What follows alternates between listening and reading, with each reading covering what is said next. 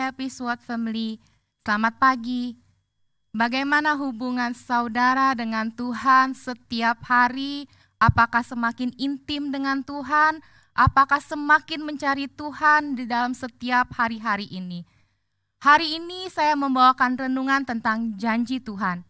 Firman-Nya saya ambil dalam kitab Ulangan 26 ayat 17. Engkau telah menerima janji daripada Tuhan pada hari ini, bahwa Ia akan menjadi Allahmu, dan engkau pun akan hidup menurut jalan yang ditunjukkannya dan berpegang pada ketetapan, perintah, serta peraturannya, dan mendengarkan suaranya. Filipi 4 ayat 19. Allahku akan memenuhi segala keperluanmu menurut kekayaan dan kemuliaannya dalam Kristus Yesus. Matius 7 ayat 7-8. Mintalah, maka akan diberikan kepadamu. Carilah, maka kamu akan mendapat. Ketoklah, maka pintu akan dibukakan bagimu. Karena setiap orang yang meminta, menerima, dan setiap orang yang mencari, mendapat. Dan setiap orang yang menggetok, dibukakan pintunya. Saudara, tanpa memegang janji-janji Tuhan, kita tidak akan seperti ini. Tuhan adalah sumber jawaban. Saya mau bawa kesaksian tentang hidup saya dan keluarga. Selama pandemi dari Maret sampai sekarang, di mana semuanya sepertinya seakan-akan perekonomian berhenti. Otomatis kita mengalami semua kemerosotan ekonomi, baik di dalam keluarga, baik di dalam usaha, baik di dalam hal apapun. Kalau kita buka mata kita, sekeliling kita sudah banyak perusahaan-perusahaan yang tutup. Baik mereka yang terkena COVID, baik mereka karena kena dampak dari COVID ini sendiri. Saudara, ketika Maret berjalan, semua tagihan-tagihan suami saya itu di luaran seakan-akan dibekukan oleh Tuhan. Karena mereka, setiap perusahaan-perusahaan itu harus work from home. Semua harus bekerja di dalam rumah. Mereka tidak bisa melakukan pembayaran. Sampai ada beberapa pun sampai saat ini masih belum melakukan pembayaran.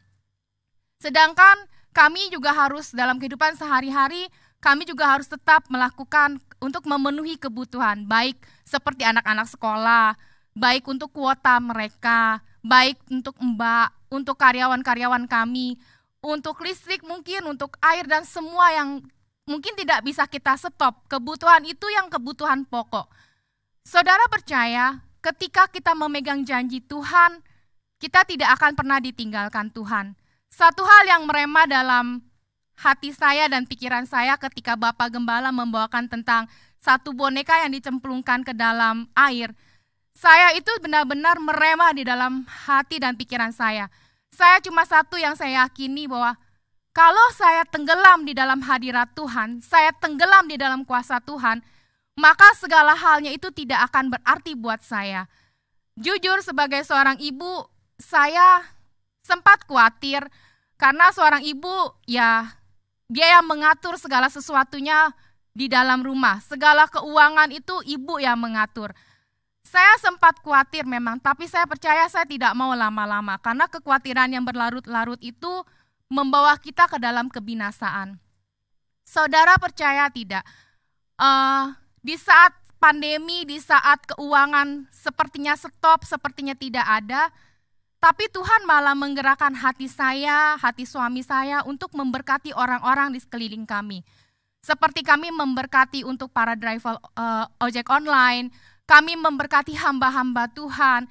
Bahkan Tuhan taruh di hati saya untuk bicara kepada suami saya sebagai ketua pria, untuk bisa dapatkan hati Tuhan. Dia digerakin apa untuk satu misi apa yang Tuhan taruh di dalam hal divisi yang dia pimpin. Ketika itu sinkron dengan suami saya cuma bilang, lakukan, taat sama apa yang Tuhan mau. Kalau semua dari Tuhan, itu pasti akan klik. Akhirnya suami saya lakukan. Saudara, saat itu kami mungkin gak berpikir bagaimana nanti uang kami. Kalau mau dibilang uang yang ada ya tinggal segitu, tapi semua yang berjalan pasti kan keluar terus.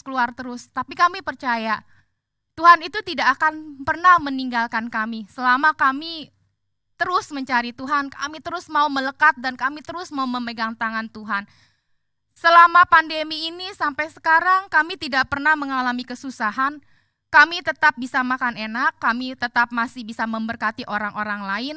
Kami tetap bisa menjadi sumber berkat buat orang-orang yang Tuhan geraki kepada kami.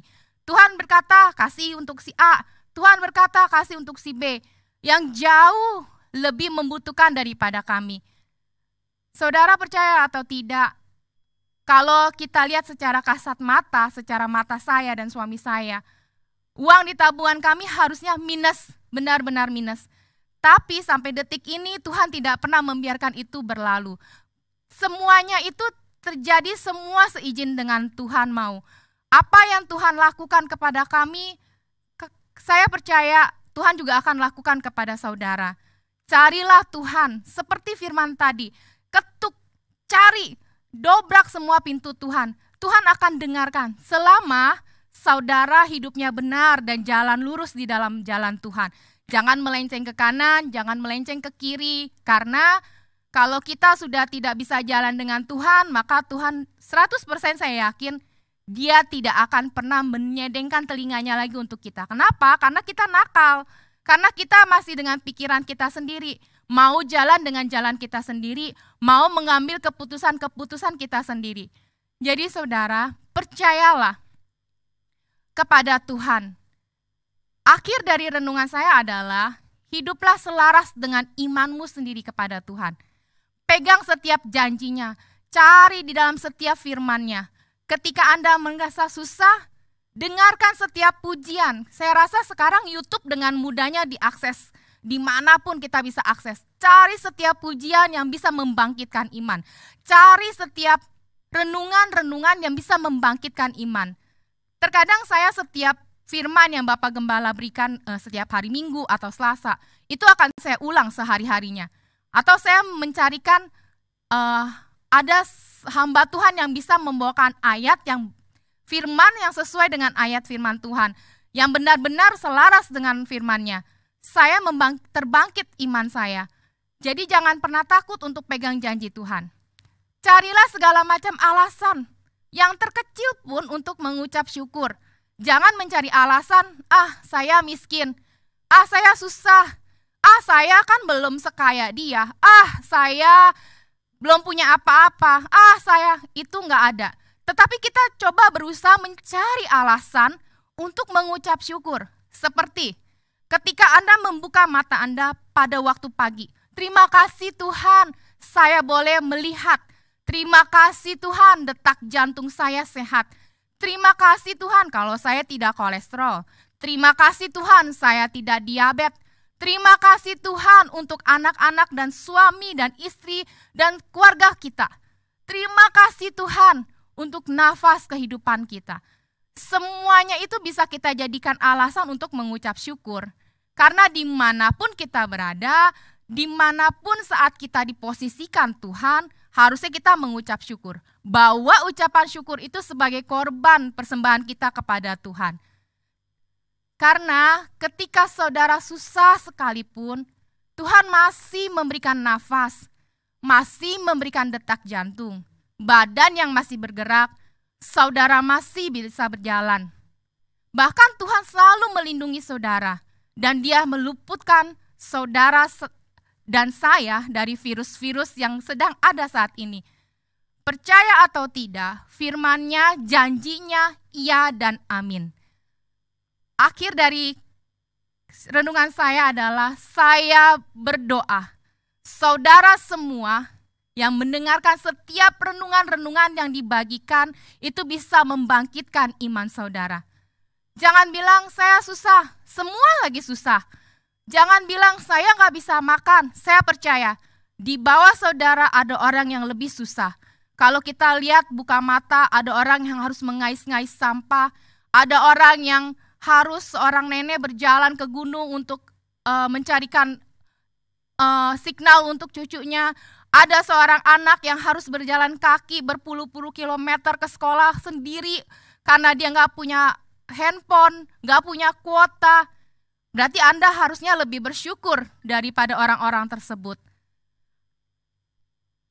Biarlah kiranya renungan saya menjadi satu remah buat saudara semua. Akhir dari renungan ini, saya mau berdoa buat saudara. Terima kasih Tuhan untuk renungan pagi ini. Saya percaya Tuhan, janji-Mu yang iya dan amin yang terjadi pada saya akan terjadi kepada keluarga-keluarga besar di Happy Sword Family. Saya percaya Tuhan, kalau Kau lakukan perkara besar di dalam hidup saya dan keluarga saya, maka Kau juga akan berperkara besar pada setiap keluarga-keluarga, pada setiap pribadi-pribadi di Happy Sword Family. Biarlah Tuhan mereka boleh bersaksi, mereka boleh menjadi berkat dimanapun mereka berada ya Tuhan. Biarlah Engkau selalu menutup bungkus mereka dengan kuasa darah-Mu, menjauhkan mereka dari hal-hal yang tidak baik, menjauhkan mereka dari segala kutuk kesusahan, menjauhkan mereka dari hal-hal yang duniawi ya Tuhan. Terima kasih Tuhan. Hamba serahkan Tuhan seluruh Happy Sword Family ke dalam tangan-Mu. Hanya di dalam nama Tuhan Yesus Kristus, saya sudah berdoa dan mengucap syukur. Haleluya. Amin. Tuhan Yesus memberkati saudara semua. Selamat pagi.